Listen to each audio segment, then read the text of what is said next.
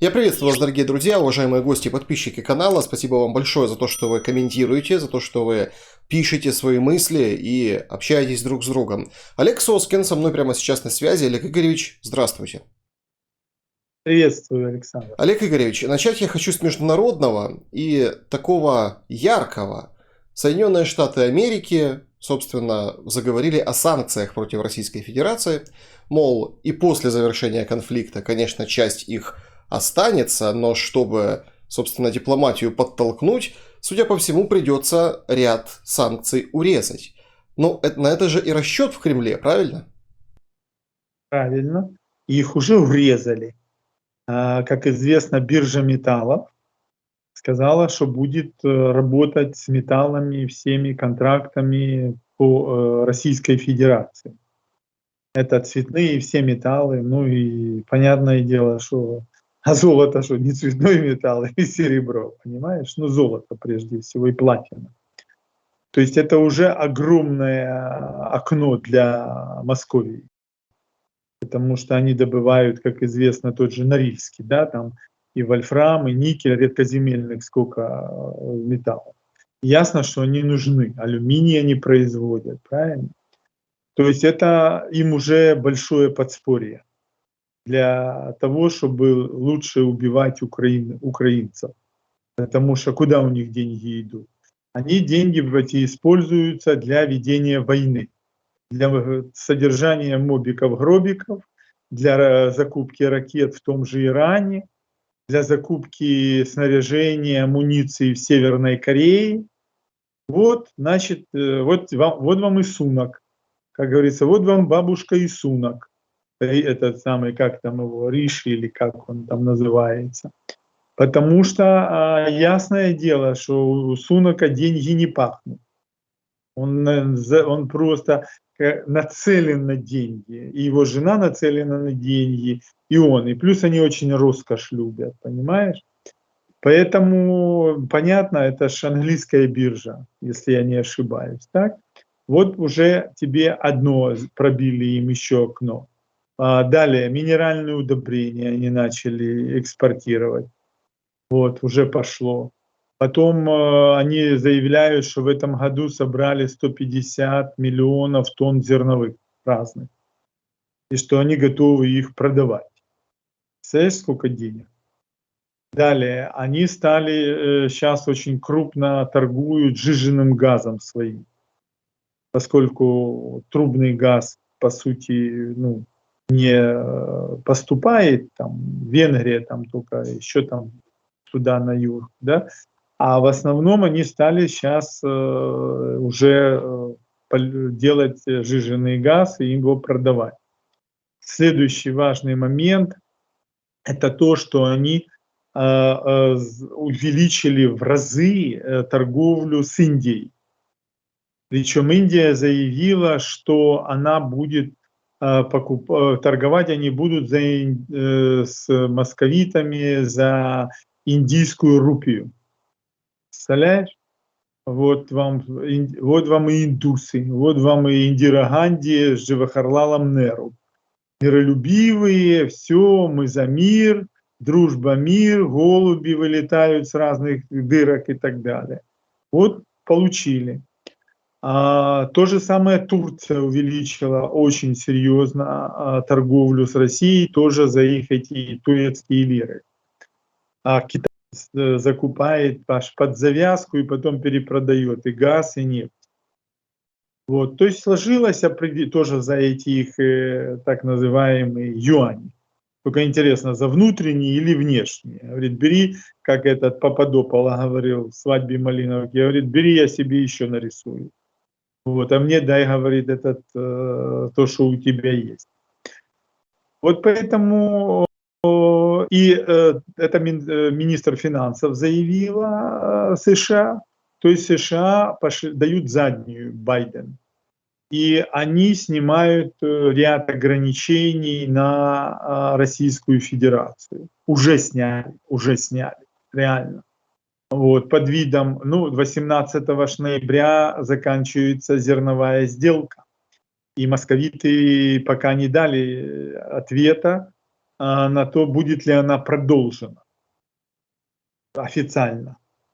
Вот, она пока идет, все, но не говорится о том. Они требуют, чтобы им тоже дали согласие на вывоз минеральных удобрений, на зерновые, на другую продукцию, которую они могут пользоваться в портах Азовского моря на своих, ну и в принципе в Черном море, понимаешь?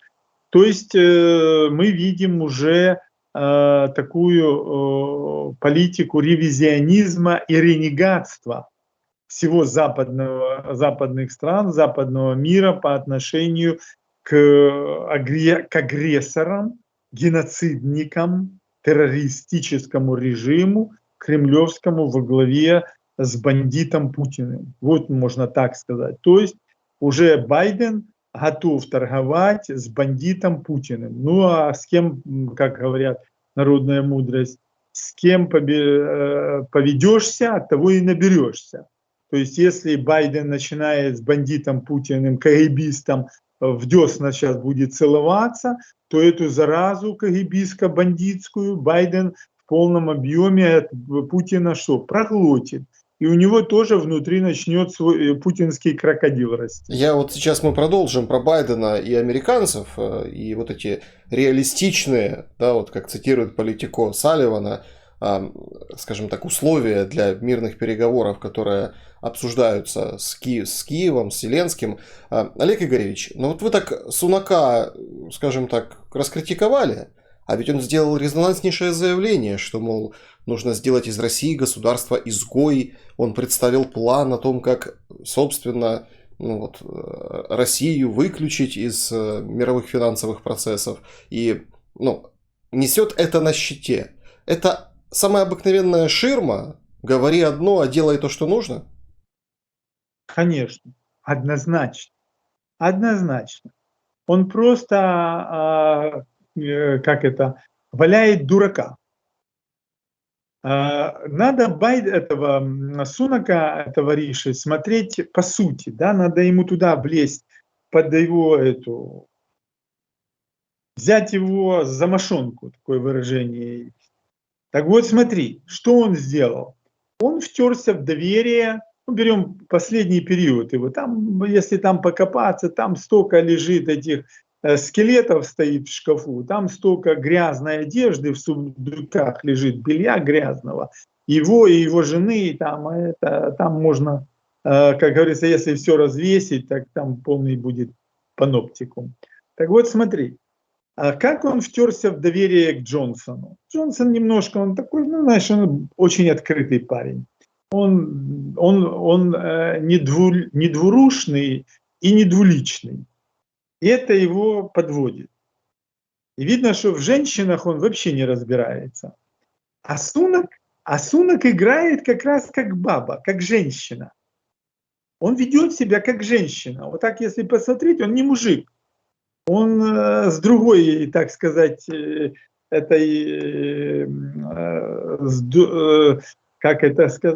с іншої роздягальні.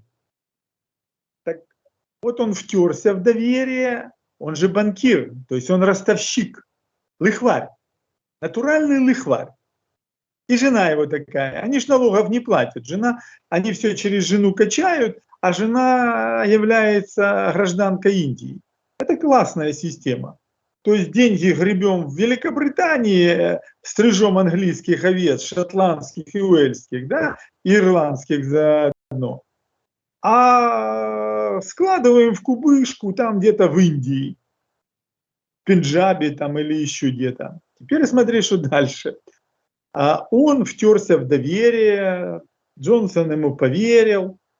Что он делает? У них вечеринки, нормальные вечеринки, что, они кому-то там на Даунинг-стрит мешают, там там мало ли что там, где что происходит. Кому-то в голову одно взбрело, кому-то другое, там в Китае третье кому-то, Синьцзепину, много всяких людей и стран и прочего. Вот, не станет сейчас ВОЗ, например, да, вот поднимут вопрос Штаты, что они выходят с ВОЗа, и что тогда с ВОЗом будет? Был ВОЗ, а уже нет ВОЗа. Поэтому все относительно в этом мире. Человек, судьба играет человеком, а человек играет на трубе. Вот теперь смотри, что дальше. Что сделал Сунак? Он заснял лично со своего окна эту вечеринку. Потом он эти фотографии быстренько через всяких своих там подставных этих крыс и мышей выкинул куда надо. А в декабре прошлого года, 21-го, он уже создал сайт на раскручивание себя как лидера Тори. То есть он задумал уже давно злонамеренную, коварнейшую операцию по смещению этого доверчивого Джонсона. И он ее реализовал. Вот параллельно он грохнул Лизу Трасс. Ну и там небольшого ума надо было, чтобы ее, так сказать, сделать с этими телефонами, взломами. Она наивная девушка, она села не в свои сани. Понимаешь? И он уже взгромоздился на это кресло. А тут еще и Елизавета приказала долго, как говорится, ушла. И пришел совершенно ее сын, который вообще с этой своей Конкорд, так называемой женщиной, вообще ничего не понимает. Он просто инфантил полнейший. И вот Сунак тут раз и уже, и как это, раз, и это мое, и это тоже мое, и это дайте мне еще. Но при этом он что знает? Надо говорить. Надо говорить то, что хотят услышать. Он и говорит. Это чисто рабская психология, потому что Индия была колонией Великобритании. И чтобы выжить, им надо было говорить то, что от них требовали колонизаторы. Они и говорили. Те, кто говорили, те и выжили. Тем более, что Сунак же с Пенджаба, он вообще, как говорится, был там тише воды, ниже травы, его семейка. Они бежали с Пенджаба, потому что там же серьезное столкновение между индусами и сикхами. Вот. В какую-то африканскую страну они убежали. То есть это была семья неудачников, париев. Понимаешь? И вдруг он так хоп, и взлетел аж прямо наверх самый. Возглавил консервативную партию Великобритании в Лондоне, который владел Великобритания, владычица морей, владела Индией, и там эти все индусы были, как говорится, распластаны по полной программе. Были полочками и тапочками для англичан. А теперь получилось наоборот. Что он будет делать? Обязательно будет мстить бывшим властелителям. Вот он это и делает. Но сейчас он говорит то, что должны, что всем нравится. Но вот вопрос, что он делает. Я не удивлюсь, если он в ближайшее время уберет этого министра обороны Уоллеса. Он должен это сделать. Но он плохо кончит. Почему? Потому что у него серьезное началось столкновение с Шотландией и с лидерами их шотландской национальной партии. И уже там заявило это руководство, что они не признают Сунака. Говорит, давайте выборы проведем и узнаем тогда его реальный вес. А вес у него вот такой, знаешь, как говорит в микроскоп надо смотреть. Как Гулливер был в стране лилипутов. Обычный лилипут. Просто надутый. Вот его надули, и оно такое вроде двигается и в воздухе там что-то. И мы будем видеть, он сейчас обязательно, он уже программу уничтожает по принятию украинцев в Великобритании. Говорит, денег нет. Он увеличивает налоги, но он давит потихоньку давит. Он сейчас, он не будет оружие нам поставлять. Но он, я же говорю, но кончит он плохо. Он думает, что все это можно лапшу. Он вешает лапшу на уши. Спагетти. Понимаешь, как вот это Мелони. Она тоже вешает спагетти. Он на одно ухо Зеленскому и прочим, а она на другое ухо. Тоже болтает, что будут, все, будет. А обещанного, говорит, 3 года ждут. Понимаешь? Ну да. Все-таки, если посмотреть на вот эти процессы, да, которые сейчас сопровождают дипломатия, Олег Игоревич, Макрон разразился заявлениями свежими, вот сегодняшними, о том, что нужно сделать все, чтобы дипломатией закончить войну в Украине. То есть опять зазвучали вот эти, скажем так, сентенции, что Украину нужно посадить за стол переговоров. Салливан про реалистичность претензий Киева как бы пишет Политико, ссылаясь на него. Вот Макрона мы видим. И можно перечислять и перечислять. Есть уже там целая плеяда разных политиков, которые говорят о дипломатии. А что по сути? Вот как вышел представитель МИД Финляндии и сказал, что да, будут переговоры. Пускай Россия уберет свои войска, и тогда будут переговоры. Подоляк примерно такое же сказал. Это реалистично или нет?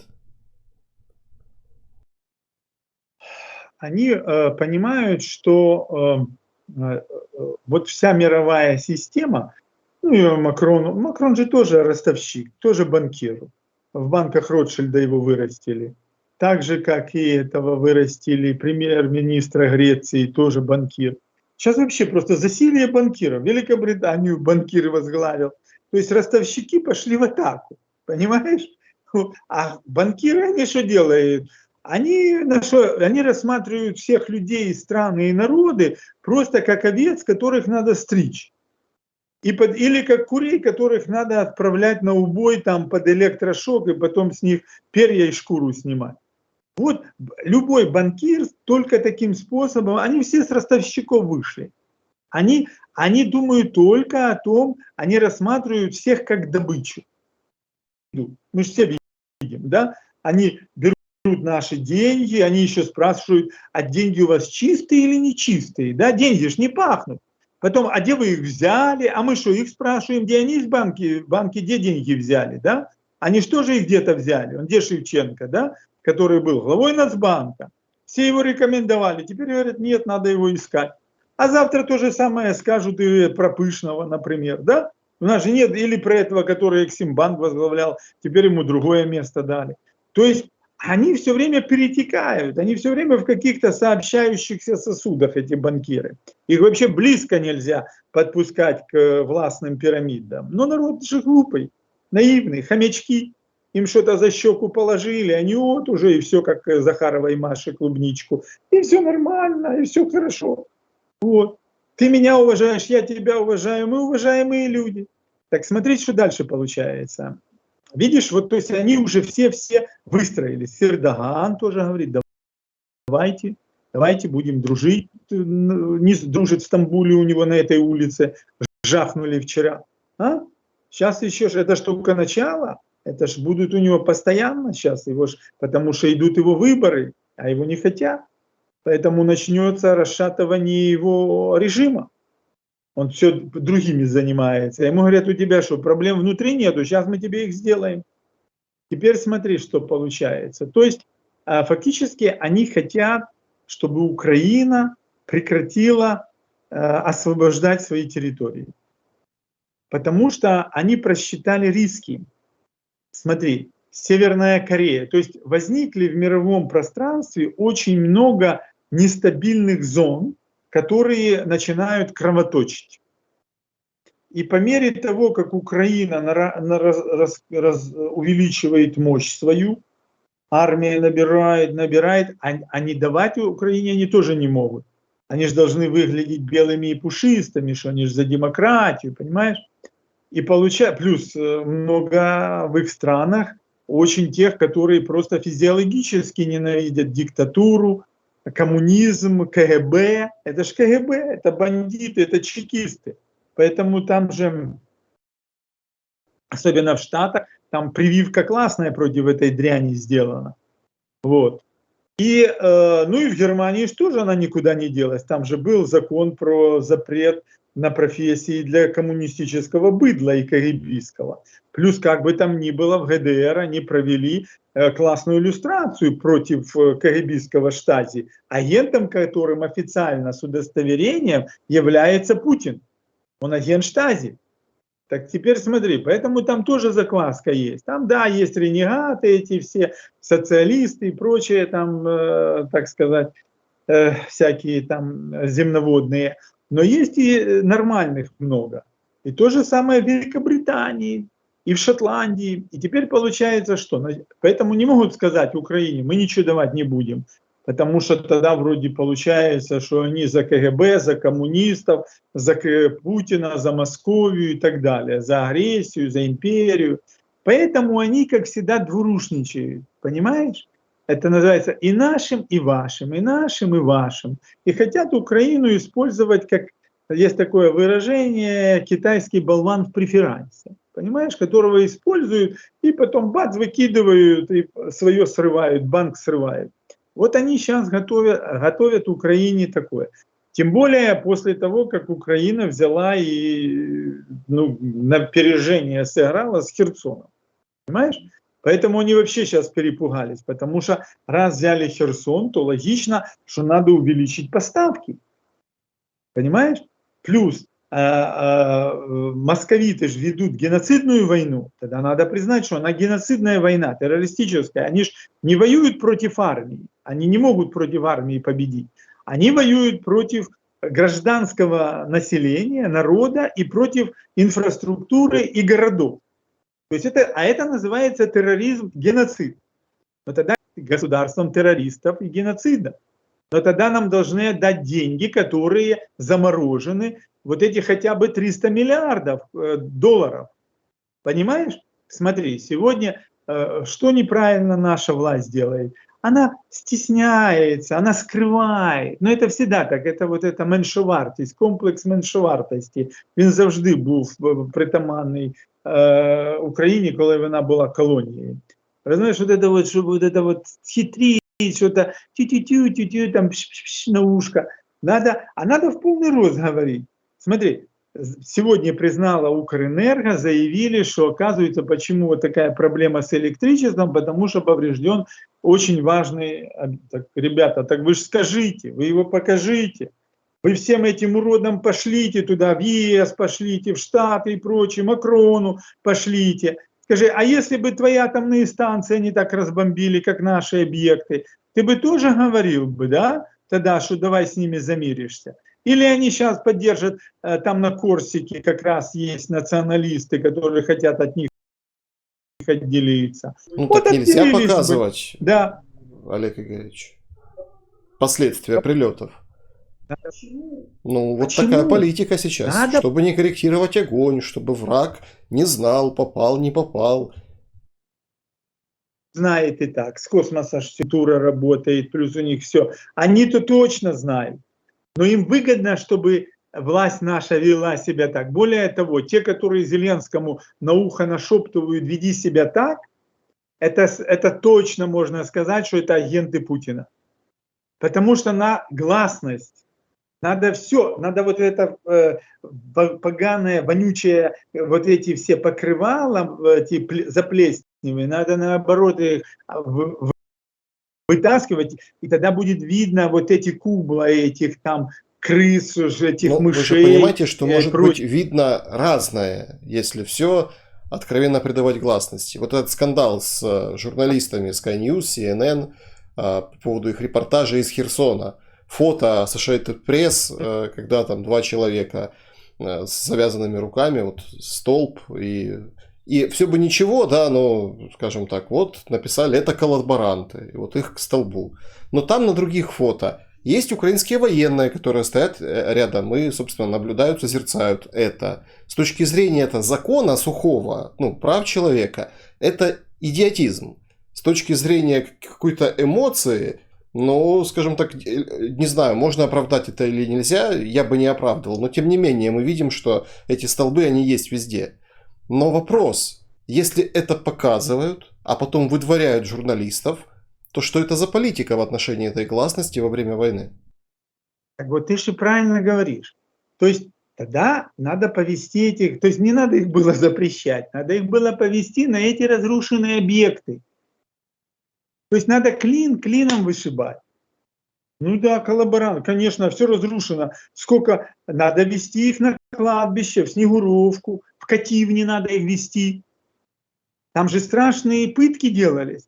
То есть надо показывать, сколько детей уничтожено, сколько женщин изнасиловано.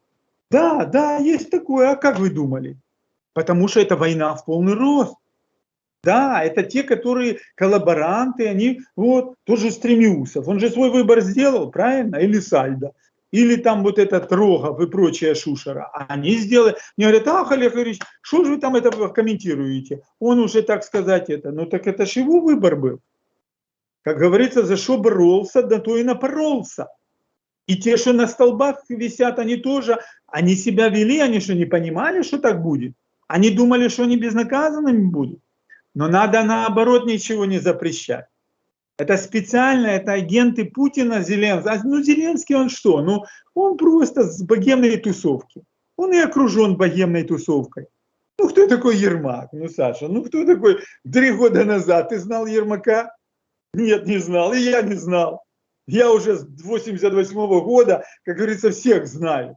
Был уже и наверху, и в середине, где я только не был, да? И с кем я только не работал. Как советник, как консультант, как вообще столько уже, как завкафедрой, как замдиректора, как директор.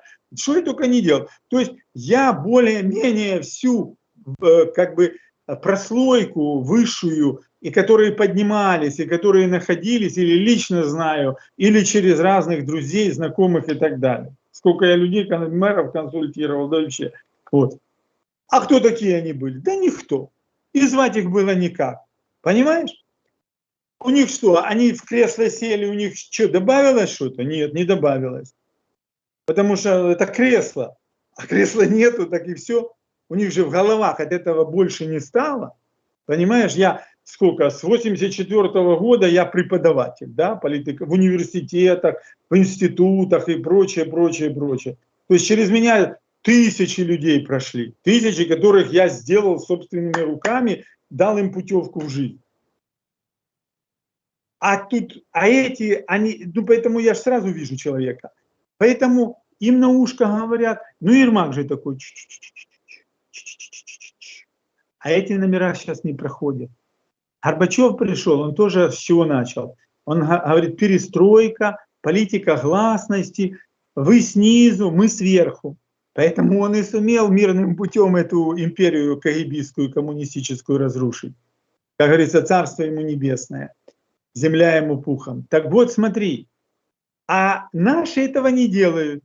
А сейчас же информационная система, сейчас информация движет миром. А они хотят эту информацию закрыть. Ну так они кто тогда? Глупые. Твиттер закрыл информацию? Твиттер что, Трампа победил? Нет. Уже тех, которые Трампа давили, их уже Маск куда отправил? На помойку выбросил. Сейчас такое же с Фейсбуком происходит, с Метой. Следующие будут это Бринкины эти и пейджи, YouTube со своей этой цензурой, и Google будет то же самое. Понимаешь? Время монополии закончилось. Закончилось. Время табу закончилось. Поэтому надо наоборот открывать всю информацию. Хорошо, вы увидели этих привязанных, давайте мы вам покажем могилы, давайте мы вам покажем замученных, давайте мы вам покажем объекты электростанций, которые разбомбили под Киевом и так далее, чтобы вы что увидели. Тогда показывайте одно, показывайте другое. Ну а тот, кто сказал запрещать, это враг. Это враг нации, народа, однозначно. Тот, кто посоветовал это сделать, его надо быстро сейчас, как эта самая песня есть, говорит, и за борт ее бросает в набежавшую волну, в бочку, блин, и туда бросить в море черное, там вместе с минами пусть плавает. Вот. И туда ему тоже взрывчатку положить. Вот и все. Это враги так делают. Сейчас надо наоборот полностью снять все шлюзы, открыть для информации и не бояться ее. Да, все равно через спутники все видно. Через другие системы теперь все видно. Ничего скрыть нельзя. Нельзя скрыть. Смотри, ну вот мы даже про Сунака говорили. Он тихонечко где-то из занавески там фотографировал, как они там это типа отдыхали, вечеринку. Все равно что знали, что он, так сказать, 6-й номер, да? Мальчиш, плохиш. сдал все. Говорит, а ты, Вальдемар, что делал? Патроны приносил. А они тебе что говорили? Гуд-гуд, Вальдемар, давай дальше. Вот это и Сунок так делает, понимаешь? Он думает, что его не просекут, что он языком болтать будет и скроет свои замыслы. Вот то же самое. Я думаю, сейчас наступают моменты, когда надо просто, как бы быть открытым. Создать надо группы, таких, скажем, вот как охотниц за сокровищами путинскими. Надо всех его миллиардеров взять и выяснить вот этих членов кооператива «Озеро», обязательно этих братьев Ковальчуков, Сечина обязательно. Найти все, что у них есть бабла, где лежит, под какими любовницами, под какими этими последними выгодополучателями, бенефициарами. Все вычислить и послать туда, так сказать, вот этих команды юристов, нанять иностранных юристов, добытчиков за сокровищами, сеченскими сокровищами, Ковальчука сокровищами, Вексельбергов и прочих. Надо разорвать их и деньги. Надо забирать деньги, сказать, вот это нам разрушили, да? Вот дайте деньги, мы пойдем на переговоры, дайте нам триллион, дайте 2 триллиона, мы тогда сядем за переговоры. А без 2 триллионов мы садиться не будем. Кто нам это все восстановит? Кто людям дома их вернет? Кто бизнесы вернет? Давайте 2 триллиончика возьмем с них евро или долларов. Тогда будем садиться и говорить дальше. Но тогда будет смысл говорить о 3-м триллионе, правильно? Какой-то выкуп, что ли, получается? Какой-то вот залог, миллион долларов и вертолет. Хотя бы сатисфакция. 3 триллиона долларов это какая-то сатисфакция. Да? То есть вот этих, которых сбили они, этот нидерландский самолет тогда, когда первая фаза войны была, 2014 год, там же людям сатисфакция. Когда Иран сбил самолет украинских авиалиний с этими канадцами, типа иранцами, индусами, там тоже сатисфакция. То есть когда кто-то, государство, террорист сбивает самолет, оно дает сатисфакцию. Олег Игоревич, что нас ждет после Херсона? Потому что сейчас разные аналитики по-разному видят ситуацию. Кто-то говорит, что особенно горячо будет и жарко на запорожском направлении, и движение ВСУ будет на Мелитополь. Другие говорят, что, скорее всего, падет Бахмут, его сейчас удерживают вооруженные силы Украины, но есть шансы прорваться в район Сватово. То есть, вот такая мозаика направлений, сопровождающаяся вот этим гулом о переговорах, но мы же понимать будем, на каких позициях кто будет находиться, но только после того, как определенные операции на передовой завершатся. Как вы видите, куда бросят вот этих отведенных, мобилизованных и другие части Российской Федерации, и что нам ждать? Ну, они бросают, часть они бросают в самом деле на запорожское направление, там Мелитополь и так далее, ну и пусть бросают. Вот. Но реально, вот просто так, все-таки как бы я имею определенную военную подготовку и так далее, и так далее. Вот смотри, и чисто размышляя чисто в модели стратегического управления. Вот что сделала наша героическая армия, руководство, ну и Зеленский по-любому как президент, потому что на нем все равно все замыкалось. Хороший он, плохой, можно его критиковать, но по-любому он, как говорится, как там эти в 95-м квартале или в другом говорит, у него, говорит, стальные яйца, Путину говорят. Но у него, говорит, Путину говорят, у него 2 стальных яйца. А говорит, а у тебя и одного. Поэтому по-любому, то есть вот Зеленского надо так оценивать. Но смотри, где полоска? Совсем, помнишь, мешок мы говорили? Давно ж я говорил, что будет Херсон и прочее, там еще в июле, даже раньше. Так вот, вот эта полосочка левобережная, она еще для московитов страшнее, чем была правобережная мешок. Он был шире, плюс у них мосты были, а теперь у них ничего нету. То есть, по сути, они просто прижаты к Черному морю, там, где Кинбургская коса, и к Азовскому морю, там, где Бердянск, ну, там Запорожье, но все равно, да? То есть, если брать тот же Геничевск, правильно, он возле Крыма. Ну и маленький там вот этот перешеечек идет.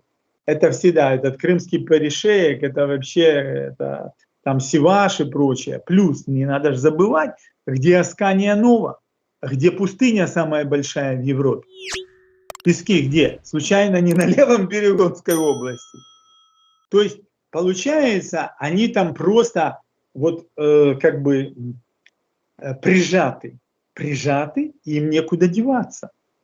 Особенно по мосту не поедешь крымскому, правильно? Он такой еле там дышит. Причем его в любой момент можно опять повторить операцию. Как говорится, если один раз повредили, то второй раз можно добить.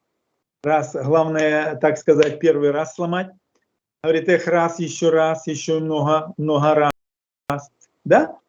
А вот эта дорога по Мариуполю, она тоже простреливается полностью. То есть левый берег же, он же ниже, правильно? Правый выше.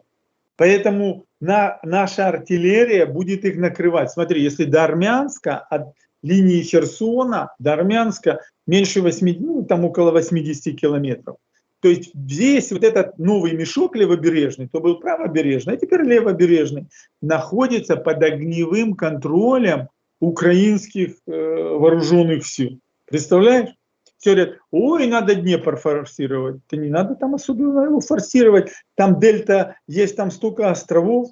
Там он великий остров, этот остров Великого Потемкина есть, представляешь даже. То есть практически московиты на левом берегу вообще конченые.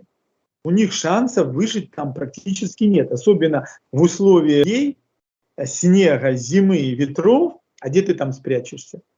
Вот эти города, город же и называется Голая пристань, Железный порт, Скадовск. То есть, что это вообще полный алис. И я думаю, что самое классное, их добивать там надо. Там надо их просто добить. Кусками резать, как торт. Начиная от Кинбургской косы. Вот так раз отрезали, там дороги так классно распределены. И потихоньку режем. И самое главное тогда куда заходим? На перешеек. И тогда у Путина начинает просто там под 5-й точкой просто пламя гореть. Они, как эти змеи, будут на горячей сковородке, аж подпрыгивать будут. Понимаешь? Вот это самое классное направление. Потому что говорят, вот пойдут на этот Мелитополь. Ну, пойти можно, что не пойти. Говорит, а не пошел бы ты лесом, говорит, да, шел я лесом, встретил, он там, говорит, котелок повесил, говорит, и варил на нем что-то, из дыма, а из 5-й точки дым валил. То же самое на Мелитополь. Вот поэтому я думаю, плюс Энергодар. Что Энергодар не взять? Вот так вот серпом его отрезать могут, потому что он тоже прижат к реке. А с той стороны Марганца Никополя можно их бить, правильно? То есть они тоже в мешке огненном получаются. Потом Сватово. Ну можно Сватово, а можно же выше уйти. Правильно? Там Троицкая есть. А с той стороны есть Валуйки и Уразово. Там как раз вот такой мешочек тоже. Все говорят, Миша подали, ой, мы на их территорию не пойдем. Так мы уже на их территории. По их конституции, взяв весь Херсон и вот эту Снегуровку, мы уже на их территории.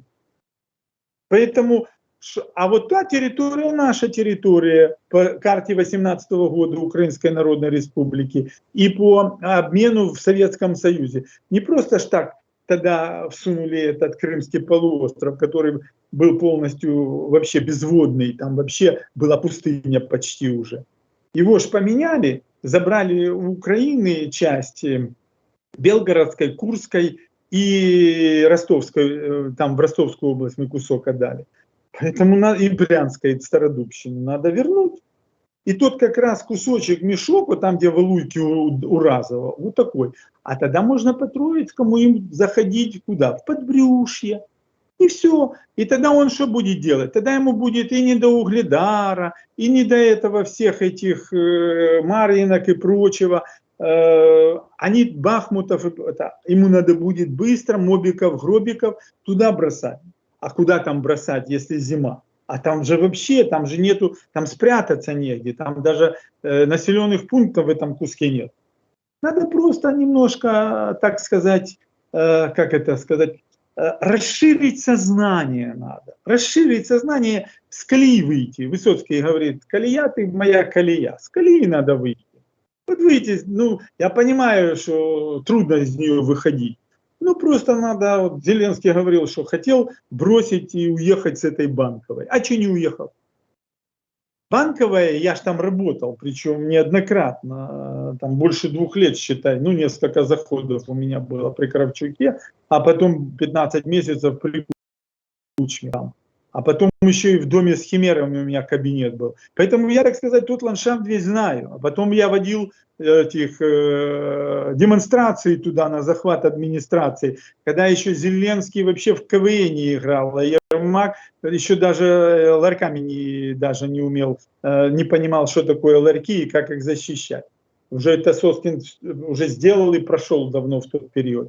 Поэтому, ребята, расширьте сознание. Как говорится, будьте проще, говорите правду, и люди к вам потянутся.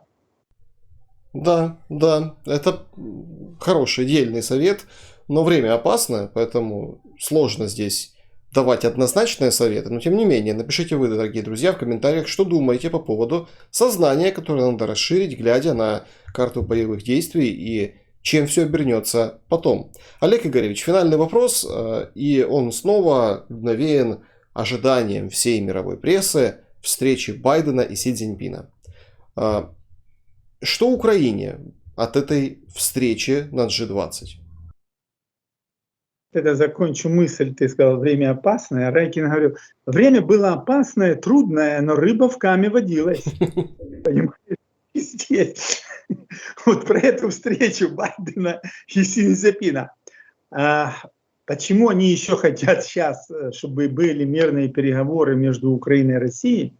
Потому что все внимание, прикутое к войне, они видят, война расширяется. И у них не хватает сил и ресурсов на ситуацию Северной Кореи, в Тихоокеанском регионе.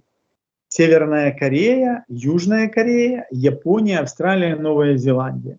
Вот ты прям очень классно сказал. Смотри, получается, что Си Цзиньпин надел военную форму, пришел в какой-то бункер, стал там с такими же, как он, тоже ж коммунисты, бандиты, то же самое все.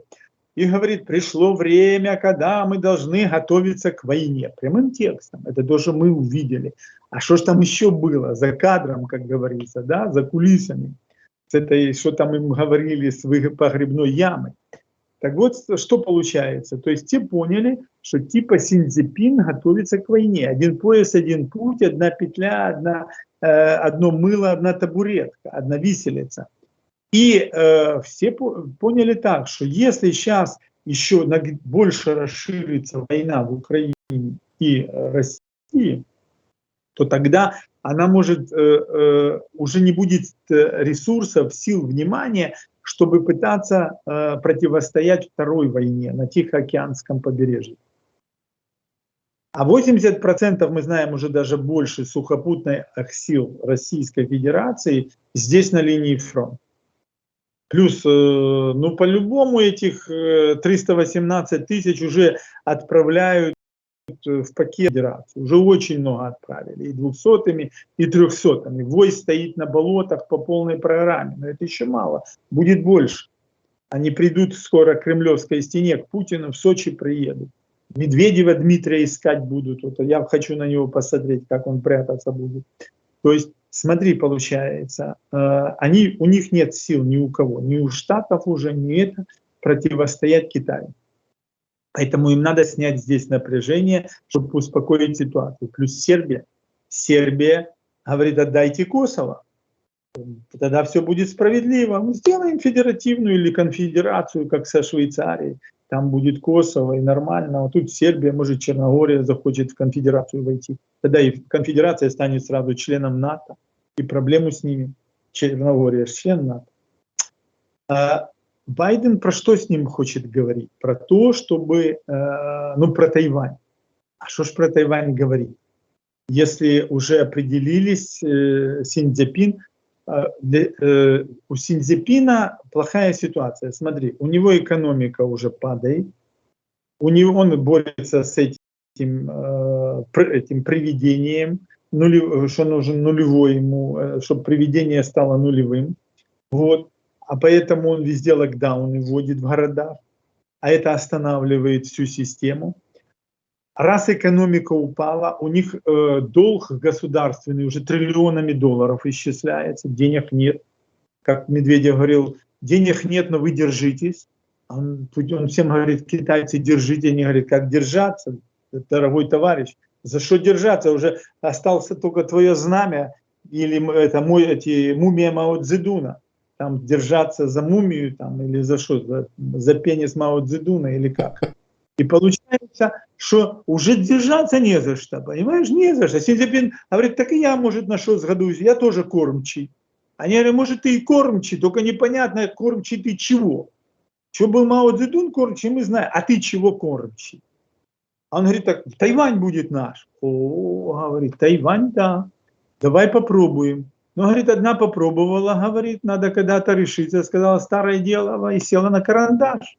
Понимаешь? И получается действительно трудная ситуация в этом плане. То есть он хочет Тайвань забрать, а Байден говорит, нет, Тайвань не трожь. Он говорит, нет, я буду наступать. Байден думает, так я же, говорит, не могу сразу на нескольких машинках шить. И на украинско-российской, и на китайско-тайваньской. Салливан, решай вопрос. Салливан говорит, тогда давайте как-то вот по-демократически. Вот. И тогда сразу получается вот эта трахамундия, которую нам предлагают. Макрон и прочие боятся чего? Они тоже, для них Китай, Шольц же съездил в Китай, никто ж не знает, про что говорили. Шольц — это давний агент коммунистического Китая. Не зря же он отдал 20% уже официально самого большого немецкого порта Гамбурга китайцам сейчас. Представляешь? Отдал, взял китайцев туда. Вместо того, чтобы везде Чайна-тауны убирать, он наоборот взял им и отдал. Говорит, берите, я себе еще нарисую. И немцы молчат, что в них уже вошли китайцы и их перерабатывают, так же, как в Италии. Чего ж это Мелони, там, братья-итальянцы? Там у нее партию надо уже не братья-итальянцы, а братья-китайцы называть. Она говорит, братья, а тот говорит, вперед Италия, Берлускони. Какая у тебя вперед Италия? У тебя уже вперед Китай. Вот у тебя вперед Пекин у него теперь, а не вперед Италия. У них целые пояса есть, где китайцев уже по 25% там сидит на этих фабриках, шьет. То есть их китайцы Европу выедают. Поедь в Будапешт. Там уже через каждого четвертого с этими узкими глазами ходит у Орбана. Поэтому ситуация стала очень такая ненадежная. То есть они понимают, на Балканах проблема. Байден понимает, что тут проблема с Тайванем и Китаем. И Северная Корея все время ракеты пускает, говорит, так я же вот могу бахнуть, и уже отпробовала и туда, и сюда, говорит, дядя Кузя и так может, и так может. Вот, как этот говорил Ким Чен Ын, сам пью, сам лягаю, сам стелюся, сам вас лягаю и так далее. Так получаю, как этот самый, как бычок молодой. Может, надо его уже на мясо отправлять. Вот. Но не успевают, то есть Байден уже не успевает. Понимаешь? И дальше что получает? Но это ж не конец. Есть же ситуация в Южной Америке, Бразилия. Там же тоже не так все просто. Плюс Венесуэла, плюс колумбийский наркокартель, который через Гвинею-Бисау, плюс, говорил, из Буркина-Фасо, не просто штат. То есть везде много горят костры горючие, да, кипят котлы, так сказать, на букву Е. Поэтому все нервничают. И поэтому все поняли, что если еще так это дальше пойдет, как сейчас в Украине, так потом мы на радость всем буржуям мировой пожар раздуем. Ешь ананасы, рябчики, жуй. День твой приходит последний, Байден. И Байден это понимает. Поэтому они хотят тут быстренько снизить накал, и они тогда думают, а тут же рецессия пришла, инфляция, девальвация. И они думают, ну тогда мы вот типа как-то переживем зиму, а там видно будет. А там видно будет. То есть им, вот исходя из этой ситуации, Байден будет с Си Цзиньпином пытаться найти, делать мину хорошую мину при плохой игре и найти какой-то приемлемый компромисс. Ну еще ж Иран и Израиль. Вот думаю, какое главное еще ж. Есть же Иран уже настолько находится в состоянии аффекта, эти аятоллы, что они уже просто, опять-таки, потому что у них внутренняя война идет, как и в Китае. Им нужен внешний враг. Когда совсем уже погано внутри, надо всегда искать внешнего врага. Всегда. Как Николай II говорил, для того, чтобы спустить революцию там эту пониже, надо найти победоносную войну, маленькую, но кровавую. Маленькую, но кровавую. Вот так Путин думал. Но у него вышла уже очень большая война, и уже эта война, она кровавая, да, но уже эта война скоро ему полностью, как говорится, по самое не могу его отрежет. Останется от него только одна голова Доуэля. Понимаешь, от Путина, и он нервничает тоже. То есть все нервничают. Мир стал, помнишь, как в этом фильме было, «Москва слезам не верит», говорит, как там за окном, а говорит, как в мире, говорит, стабильности не хватает. Вот это, вот все старые лидеры, а это все лидеры 20 века, а не 21-го, они видят, что их выводят на костер. И хотят посадить в котел с кипящим маслом. А что ж там хорошего сидеть? Там дискомфорт большой. Да, Олег Игоревич, понятно. Я благодарен вам за ваш анализ, ваши мысли и ваше время.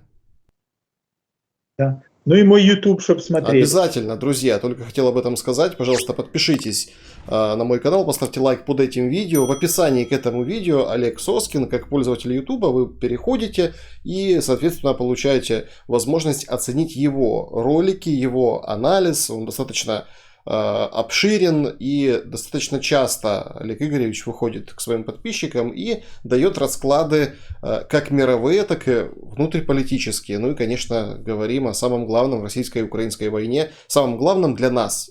Берегите себя, сейчас очень непростое время, но, как Олег Игоревич сказал, рыба в каме есть. Поэтому заходите и давайте вместе думать над всем происходящим. Всего хорошего.